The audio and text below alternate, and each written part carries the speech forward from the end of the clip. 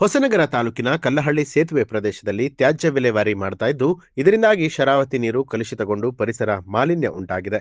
ಈ ಕುರಿತು ಗುಡ್ಡೆಕೊಪ್ಪ ಗ್ರಾಮ ಪಂಚಾಯಿತಿ ಅಧ್ಯಕ್ಷರಾದ ಪ್ರವೀಣ್ ಜಿಎನ್ ನೇತೃತ್ವದಲ್ಲಿ ಕಲ್ಲಹಳ್ಳಿ ಸೇತುವೆ ಪಕ್ಕದಲ್ಲಿ ಹಾಕಿರುವಂತಹ ತ್ಯಾಜ್ಯ ವಿಲೇವಾರಿಯನ್ನ ಜೆಸಿಬಿ ಮೂಲಕ ತೆರವು ಕಾರ್ಯಾಚರಣೆಗೆ ಮುಂದಾಗಿದ್ದು, ಚಿಕನ್ ಅಂಗಡಿ ಹಾಗೆ ಮಟನ್ ಅಂಗಡಿಯವರು ಕೊಳಚೆಗಳನ್ನ ತಂದು ಹಾಕ್ತಾ ಇರುವಂತದ್ದು ಗಮನಕ್ಕೆ ಬಂದಿದೆ.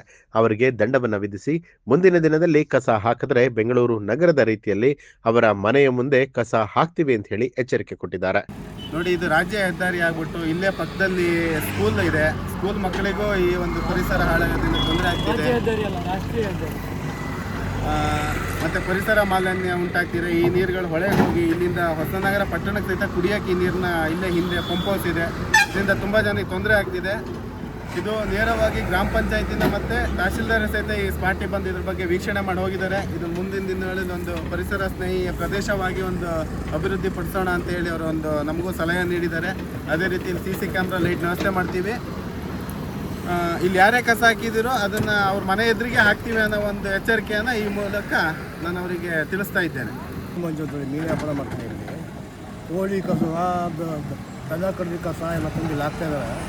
ನಾವು ಸುಮಾರು ಸರಿ ಜನಗಳೆಲ್ಲ ಜೋರು ಮಾಡಿದ್ದೀವಿ.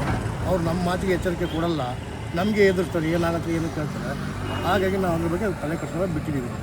ಮನೆ ಕಟ್ಟಿದ ಕಸ, ಕಾಳು ಮೂಳೆಲ್ಲ ತಂದು ಇಲ್ಲಿ ಹಾಕ್ತಾಯಿದ್ದಾರೆ. ನಾವು ಹೇಳೋದೆಲ್ಲ ಹಾಕಿದ್ದಾರೆ. ಇಲ್ಲಿ ಮೇಲೆ ಹಾಕಿದ್ರು ನಮ್ಗೆ ಬೇಜಾರಿಲ್ಲ, ತಂದು ನೇರವಾಗಿ ಹೊಳೆಗೆ ಹಾಕ್ತಾಯಿದ್ದಾರೆ. ಆ ನೀರು ಟೌನವರೆಲ್ಲ ಅದೇ ನೀರಾಗಿ ಕುಡಿಯೋದು. ಕೋಳಿ ಕಸ, ಕೋಳಿ ಕಾಳು ಪ್ರತಿಯೊಂದು ಈಗಲೂ ಕೊಳಿತಿದೆ. ಕರ್ಕೊಂಡೋಗಿ ಬೇಕಾದ್ರೆ ತೋರಿಸ್ತೀನಿ ಅವ್ನು ಹೊಳೆಯಲ್ಲಿ. ಈಗ ಬೇಕಾದ್ರೆ ತೋರಿಸ್ತೀನಿ. ನ್ಯೂಸ್ ಅಲರ್ಟ್, ನಿಮ್ಮಿಂದ ನಿಮಗಾಗಿ.